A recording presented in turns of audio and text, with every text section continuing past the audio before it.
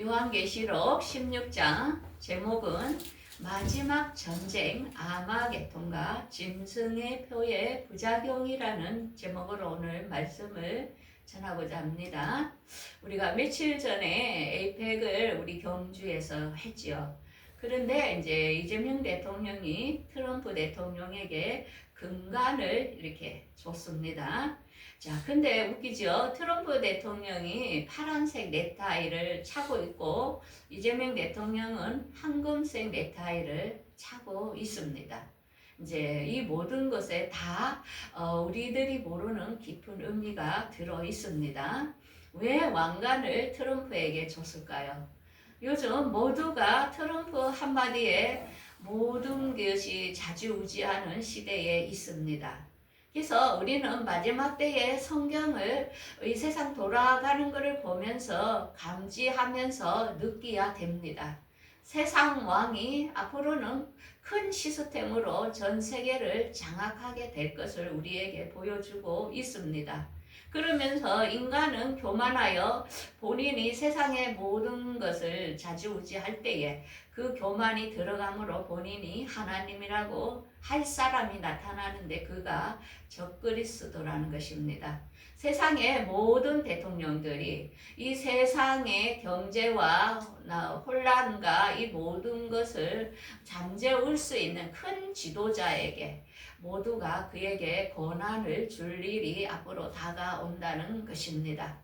그래서 오늘 본문 요한계시록을 우리가 지금까지 배우고 있는데요. 11장부터 오늘 본문 16장까지를 대충 아웃라인을 제가 한번 소개하겠습니다.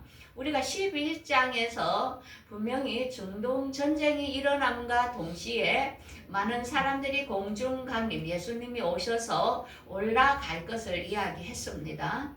그러면서 12장에 올라가는 사람과 남는 교회 두 분류가 나눠질 거라 했습니다. 그러면서 먼저 첫 번째로 공중강림에 올라가는 신부들이 있고 나서 이 땅에는 13장에 세계가 모든 것이 정치와 경제가 통합이 되면서 한 지도자가 이 세상을 좌지우지할 일이 생기게 된다 하였습니다.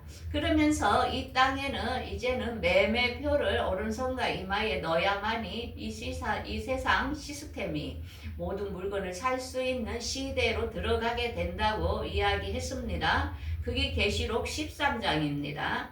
그러면서 14장에서는 그 중에 이 한련의 3년 반을 한란 속에 들어간 사람들이 견디다가 지상 재림하는 예수님을 맞이하는 게 14장이라고 하였습니다. 그래서 계시록 15장에서는 그 한란을 벗어난 사람들이 하늘에서 이렇게 하나님께 찬양하는 모세의 찬양을 부르는 사람들이 15장에 기록되어 있고 오늘은 16장 인류의 마지막 전쟁 아마겟돈 전쟁과 그 다음에 그 3년 반의 이 세계의 단일 정부 통치 시대 때에 매매표를 오른손이나 이마에 넣은 사람들이 어떤 부작용으로 어떻게 죽게 될지를 오늘 본문에 이제 들어가게 되는 것입니다. 그래서 우리가 16장을 이해를 하려면은 16장은 7 나팔이 끝나고 나서 대접, 7 대접에 사는 사람들을 말하는 것입니다. 그래서 이 대접 재앙은 신부가 일단은 공중강림에 참여한 사람들은 이 재앙이 해당이 안 됩니다. 여러분들 이 대접 재앙에 안 들어갔으면 좋겠습니다. 그래도 믿음이 약해서 이곳에 남는 성도들이 많다는 것입니다. 그래서 이 대접 재앙에 일어나는 사건이 오늘 16장에 이제 전개되는 것입니다. 대충 이해를 하겠지요. 계시록을 읽으면 이거는 7 대접 재앙에 해당이 되구나 하면서 이 7 대장에 지금 16장에 3가지의 일이 진행될 것인데요. 첫 번째는 짐승의 매매표를 받은 자에게 나타나는 부작용을 설명하고 있고 두 번째는 대접 재앙 속에 지구 땅에 임하는 재앙들을 이야기하고 있습니다. 그러면서 마지막으로 인류의 마지막 전쟁 아마게돈 전쟁으로 이 세상은 전쟁이 끝이 납니다. 이게 끝이 나고 예수님이 지상재림하면서 천년왕국이 이 땅에서 펼쳐지게 되는 것을 지금 이야기하고 있습니다. 자, 16장을 대충 이해가 됐지요. 자, 그러면 16장 1절부터 짐승의 표를 받은 사람의 부작용이 뭔지를 한번 보겠습니다. 첫 1절 내가 들으니 성전에서 큰 음성이 나서 일곱 천사에게 말하되 너희는 가서 하나님의 진노의 일곱 대접을 땅에 쏟으라. 첫째 천사가 대접을 땅에 쏟음에 짐승의 표를 받은 사람들과 그 우상에게 경배하는 자들에게 악하고 독한 종기가 나더라. 자, 여러분들 백신 받은 사람들이 어떻게 됐습니까? 요즘 암이 더 많이 발생됐다 하지요. 그러면서 그 부작용으로 많이 아픈 것을 보게 됩니다. 우리는 약이라는 것은 약 주고 병 주는 것입니다. 그래서 되도록이면은 우리는 약 같은 것을 멀리하고 자연식으로 살아가야 되겠지요. 자, 앞으로 매매표를 안 받을 수가 없습니다. 왜? 너무나 좋기 때문에 의료 시스템이 통합이 되며 내 금융 모든 것들이 이 칩에 다 들어갑니다. 그리고 이 생활에 매매하는 것을 하나의 이 칩으로 오른손이나 이마의 눈으로 너무나 편리한 세상이 전개될 겁니다. 폭동이 일어나고 신원을 알 수 없는 시대가 앞으로 전개되기 때문에 국가에서는 이 시스템을 할 수밖에 없습니다.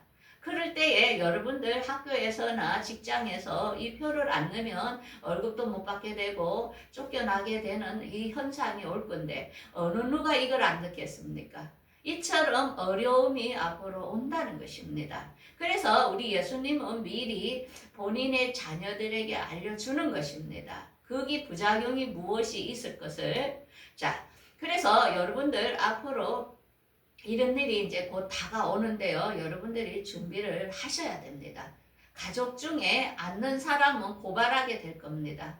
그래서 그들은 끌려가게 될 것이며 가족 안에서도 믿음이 갖지 않는 사람들이 있기 때문에 아주 어려운 시기가 우리 앞에 지금 온다는 것입니다. 자, 두 번째로는 그 대접 재앙 시기에 지구 땅에는 어떤 재앙들이 펼쳐지냐면은 둘째 천사가 대접을 바다에 쏟음에 죽은 자의 피같이 되니 모든 생물이 죽더라. 우리가 나팔 재앙에서는 바다에 쏟으니까 경제가 파손되고 전쟁으로 인하여 이 세상에 많은 어려움이 오는 것을 보았습니다. 그런데 대접 재앙은 더 어렵다는 것입니다.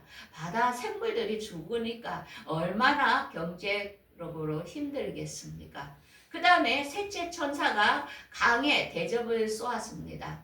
우리가 나팔 재앙에서는 강에 쏟으니까 어떻게 됐습니까? 많은 사람들이 진리와 거짓으로 혼돈되어 지금 우리가 어려움을 겪는 것입니다. 어떤 게 진리인지 어떤 게 거짓인지 분별을 못하는 시대에 우리가 지금 살고 있습니다. 그래서 우리가 서로 자신과 견해가 맞지 않는 사람들을 향하여 대적하고 미워하는 이런 혼동 속에 우리가 지금 살고 있는데 대접 재앙 때는 강에 쏟으니까 피가 된다는 것입니다.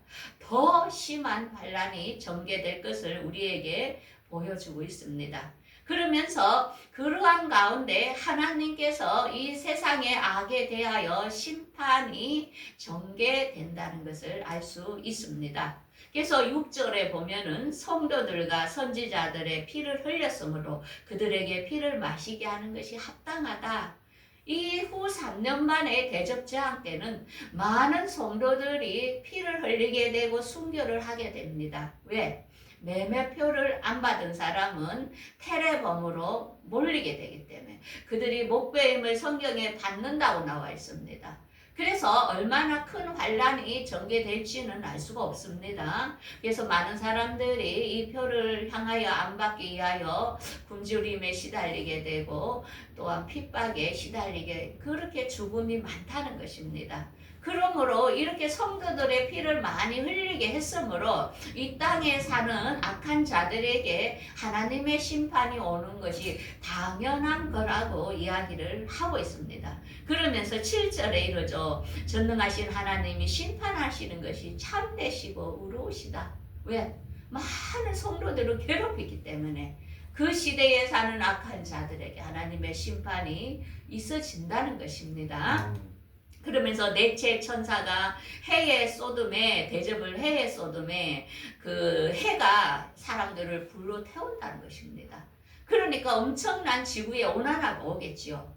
우리가 넷째 나팔에는 어떻게 된다 했죠? 해, 달, 별이 어두워진다 했습니다.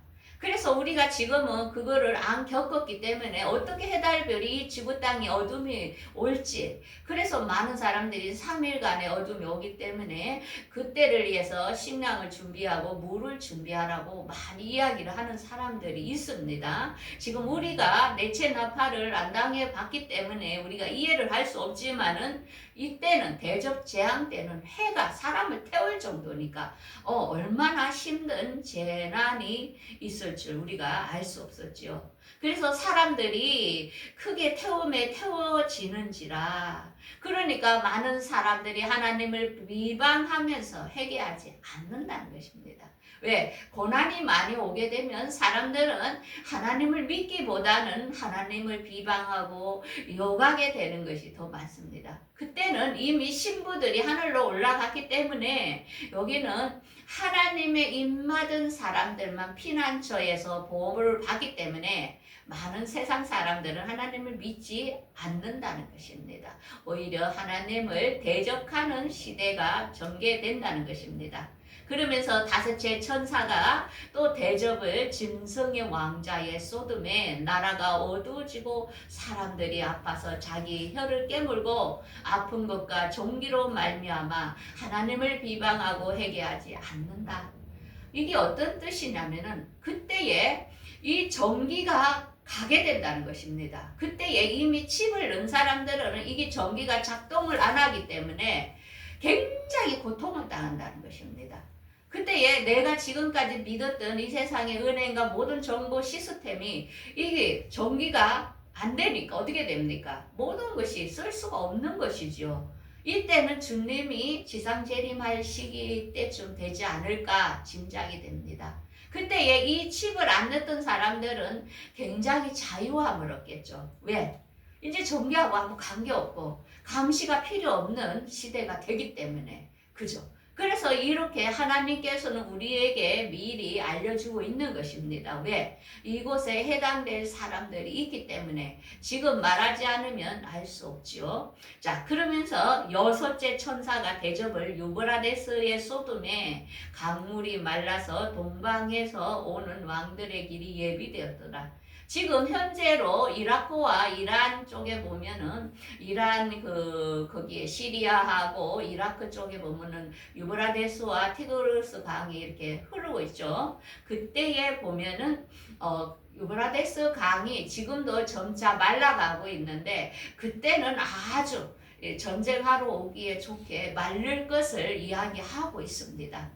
그래서 이 여섯 번째, 한게 여섯째 나팔과 여섯째 대접, 이때마다 전쟁이 일어나는 것을 우리에게 계시로 우리 예수님은 보여주고 있습니다. 자, 여섯째 대접을 쏘니까 마지막 전쟁, 아마게톤 전쟁이 일어나는데요. 자, 이때에 이 아마게톤 전쟁을 주도할 사람이 누구냐면 용의 입가, 짐승의 입가, 거짓 선지자, 이게 뭡니까? 사탄이 우두머리. 그 다음에 이 세상을 통치할 그 대통령이죠. 일종의. 그 다음에 거짓 종교의 우두머리. 이 세가 합쳐서 이 아마게톤 전쟁을 이렇게 이제 같이 모으게 된다는 것입니다. 이때 많은 세상의 나라 국가들이 참여하게 되겠죠. 그래서 이들이 전쟁을 위하여 이렇게 모아가지고 아마겟돈이 어디냐면은 이스라엘 묵기도 지역을 말하고 있습니다. 그래서 이 이스라엘을 향하여 마지막 전쟁이 일어날 것을 이야기하고 있습니다. 중동 전쟁도 이스라엘을 향하여 중동 지역에 전쟁이 일어나서 3분의 1 중동 지역에 죽을 것을 이야기하는 것이 여섯째 나팔이었습니다. 그러면 여섯째 대접 때도 역시 이스라엘을 향하여 아마겟돈 전쟁이 터진다는 것입니다. 자, 이스라엘은 하나님께서 보호하는 나라라 굉장히 세상 모든 나라들이 미워합니다. 지금도 평화라는 조약을 맺었지만은 앞으로 이 조약이 깨지면서 중동전이 일어난다는 것입니다. 이 세상에는 평화는 없습니다. 거짓이라는 것이죠. 자, 그래서 우리는 이스라엘을 위하여 기도해 줘야 됩니다. 왜? 하나님의 역사가 일어나기 때문에 세상의 모든 사람들은 이스라엘을 미워하고 그들을 굉장히 괴롭히는 것을 알 수 있습니다. 그러면서 그때의 이 환란의 기간에 숨어서 피난처에서 믿음을 지키는 사람들이 있는데 그들에게 하는 말씀입니다. 내가 도둑같이 오리니 누구든지 깨어 자기 옷을 벌거벗고 다니지 아니하며 자기 부끄러움을 보이지 않게 하라. 왜? 이 환란 때도 성도가 있다는 것입니다. 그들에게 주님은 다시 희망을 이야기합니다. 왜? 내가 온다. 내가 다시 올 것을 이야기합니다.